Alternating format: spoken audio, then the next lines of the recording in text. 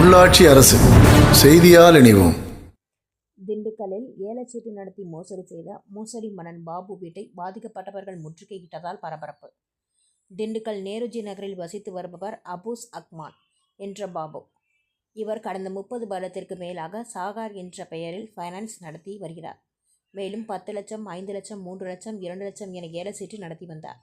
30 வருடமாக ஃபைனான்ஸ் தொழில் செய்து வருவதால் அவர் மீது ஏற்பட்ட நம்பிக்கையின் பேரில் 100க்கும் மேற்பட்டோர் 20 மாத ஏலச்சீட்டில் சேர்ந்தனர்.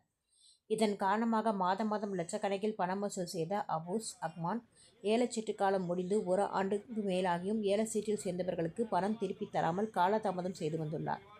மேலும் தனக்கு கம்பத்தில் சொத்து இருக்கிறது என்றும் அதை விற்று பணம் தருகிறேன் என்றும் சிலரிடம் பணம் தர முடியாது, முடிந்தால் வாங்கிக் கொள்ளுங்கள் என மிரட்டியதாக கூறப்படுகிறது.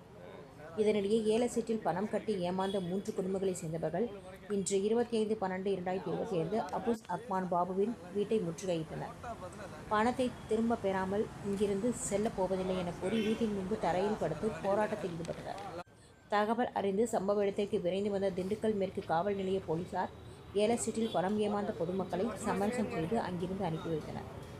மேலும் பாதிக்கப்பட்டவர்கள் மாவட்ட காவல்துறை கண்காணிப்பாளர் அலுவலகத்தில் இது சம்பந்தமாக புகார் அளிப்பதாக தெரிவித்து அங்கிருந்து கிளம்பி சென்றனர்.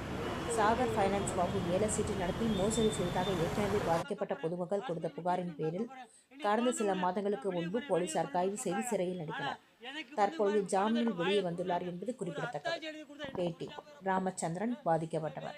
என் பேர் கருதியப்பன்யா.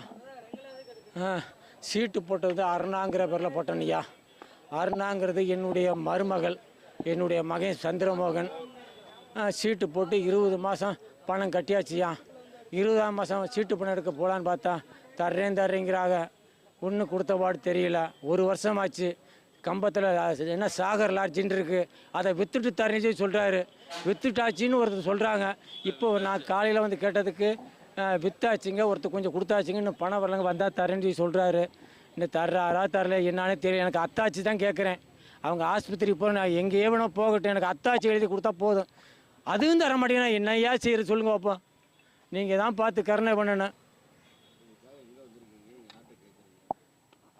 அந்த Sagar finance, Sagar auto finance தான் வச்சு நடத்துகிறாருயா. இந்த காருக்குள்ளே உட்காந்துருக்காருயா.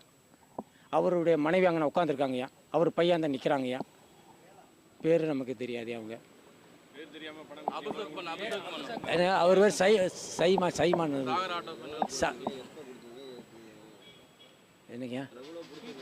அதாக மாதம் சீட்டு பணம் ஐயா. 20 மாதம் ஐயா. சீட்டு பணம் வந்து 10ஆம் தேதிக்குள்ளே தரவி சொன்னாங்கய்யா. அதுலேயே வந்து ஃபோன்பே பண்ணியிருக்கேன். ஃபோன்பே பண்ண ரெக்கார்டெலாம் இருக்குது. ஆனால் அவர் வந்து என்ன தரேன்னு வாயில் சொல்கிற ஒரு பேப்பரில் எழுதி கொடுத்தா என்னையா தவறு இருக்குது. அது ஏதோ அவர் மனசில் என்னன்னு எனக்கும் புரியலை. 25,000 ஐயா. 20 மாதம் ஐயா. 25,000னா மொதல் ஒன்றுலேருந்து 5 வரைக்கும் 18,500 வரும். அப்புறம் கொஞ்சம் கொஞ்சமாக குறைஞ்சி வரும்யா.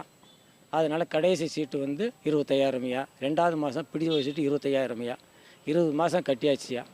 கட்டிட்டு கடைசியில் பணம் எடுக்கலான்னு போகையில் இந்தா தர்றேன் அப்படின்னு சொல்லி இன்னும் தரலையா.